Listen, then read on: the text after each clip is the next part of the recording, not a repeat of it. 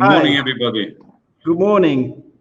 I got one more on stage. I know I clicked already on the plus. How are you this morning? Thank you very well. Very exciting start of this conference, what you have organized. So congratulations for that. Thank you. Thank you for being with us. That's great. So I hope all the other panelists will be joining as well, Zoltán. What are you working on in real estate? What do you do? Well, actually, just let me introduce myself very shortly. We are a Belgium-based real estate company acting in 9 countries in Europe. And practically this is what we do. Our motto is acting for cities. So you can understand that we do residential and office buildings mainly. Okay, nice. And Katja is also here joining us, I see. Yes, hello. Can you hear me well? Yeah, we can hear you well. Yes. Okay. Nice to meet you. Would you like to introduce yourself as well? Yes, my name is Kata Mazsaroff. I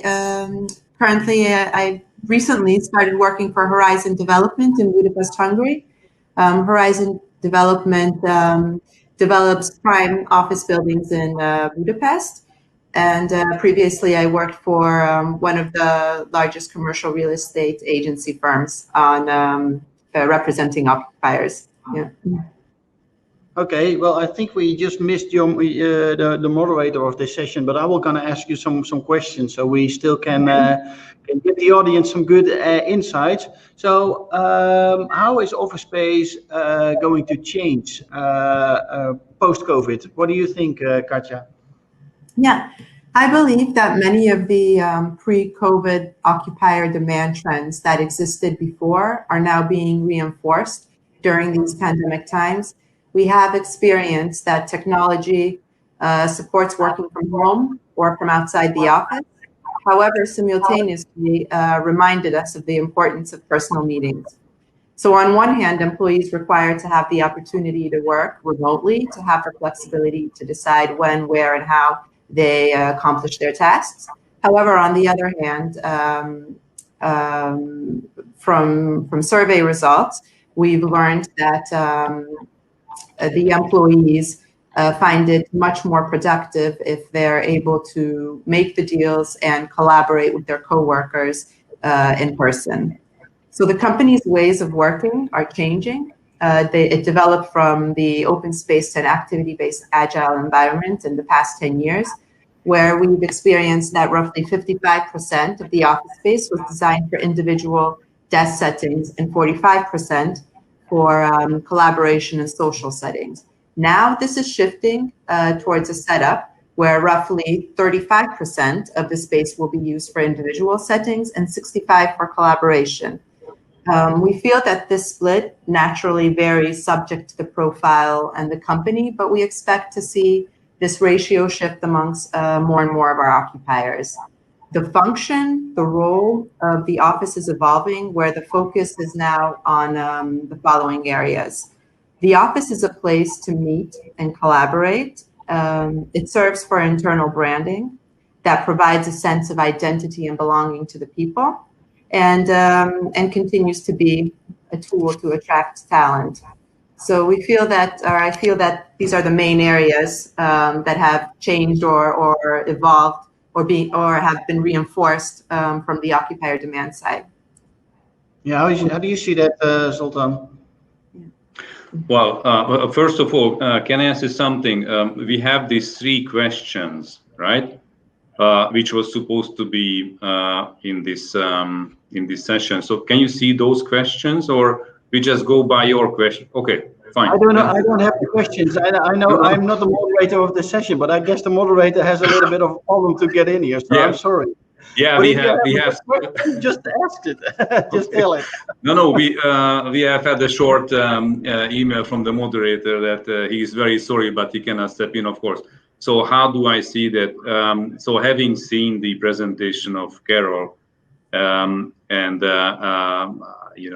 having seen all these researches what just started, I can tell you that my opinion is that we are at the very beginning of this. So I don't think that this so-called pandemic situation will be only in 2020. Unfortunately, and I don't want to be negative or cynical, I think there will be no post-COVID situation. I think this COVID or something else will remain with us, unfortunately, for the future, for the short-term and long-term future as well.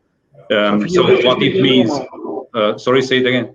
For this is like the new normal for you, what we need to live with.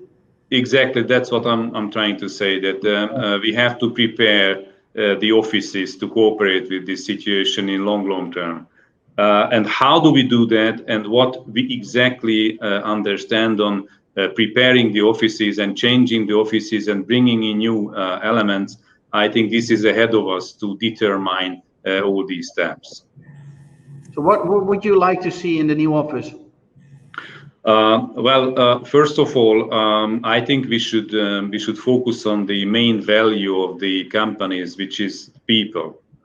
So obviously, when you talk about we heard in one of the presentations that the office space will most probably shrink, or this and that. I don't know. I'm not so sure about that. I think you cannot generalize this question. I think there will be office spaces and companies who will reorganize and smaller their space, but there will be others who will grow.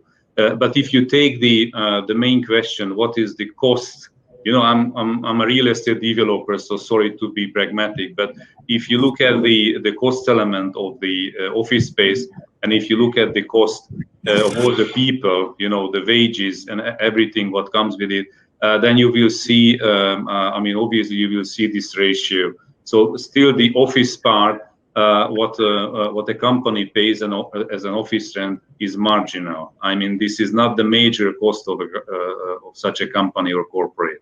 So this is why I'm saying that whatever we do in the offices, whatever elements which will increase the well-being of the people, the end users, that will not be a major cost in the overall picture. That's what I'm trying to say. Yeah. How do you say that, Kata? Is there still be a life for the office? Will there still be what for the office? I'm sorry. For the office, is there still a value for the office? So is it going to be decreases? Yeah.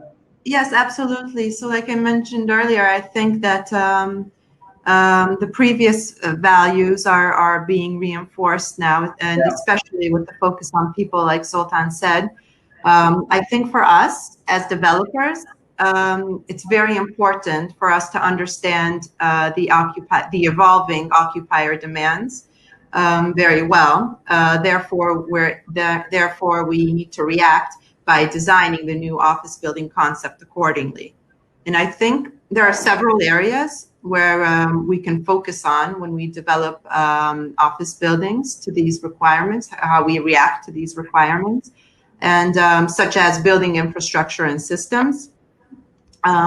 For example, designing building access and building circulation solutions with a focus on increased fresh air intake and advanced air filtration is an important area where that needs to be evolved, and a point where we react to the health and safety of the people, because for sure this will be one of the priorities coming to the forefront when designing office space and office buildings. Another area, sorry? Yeah, that's okay. Yeah, continue. Another area, I think we need to continue to provide an enhanced workplace experience to the people. Like Zoltán said, it's important to continue to build and design an attractive environment to pull in the people, to have them come to the workplace, because for companies it's more and more important to engage their people, especially when they have the flexibility to work remotely. Therefore, when designing office buildings, forming outdoor and indoor environments and services, creating a place where people want to be, establishing the FOMO effect is an important aspect as well. Also, for sure, with the evolution of technology, creating touchless offices, providing smart building solutions are for sure areas that will increase even at a faster pace than we expected to. Yeah. One of the latest sessions of the day is about smart buildings, so I'm also looking forward to that, what is happening into that space. Zoltán, you had 3 questions, you said. Which question is left open to discuss?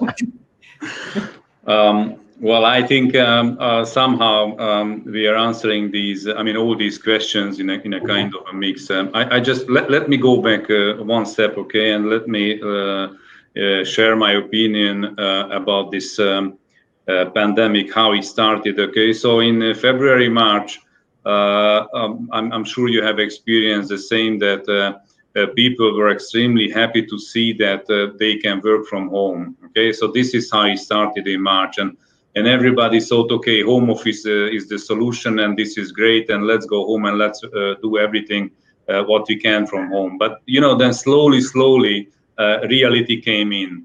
And, those young couples, especially who have children and who needs to take care about the children, who should be, actually, I believe that children should be with children and not with their parents during the day, because that's how they grow up. Even if they should be in the kindergarten or in the primary school or wherever, these companies started to work against each other, during the day. Because daddy and mom, they should provide, they should work according to the expectation of the employer, and the children, they should they should do their work, and they should go online and do the school online. And I have to tell you, according to our experiences here in Hungary, it does not fly. So I don't think that in long-term future, this can be a solution. Of course, it can be used to avoid a disaster and to avoid major disruption of the workflow.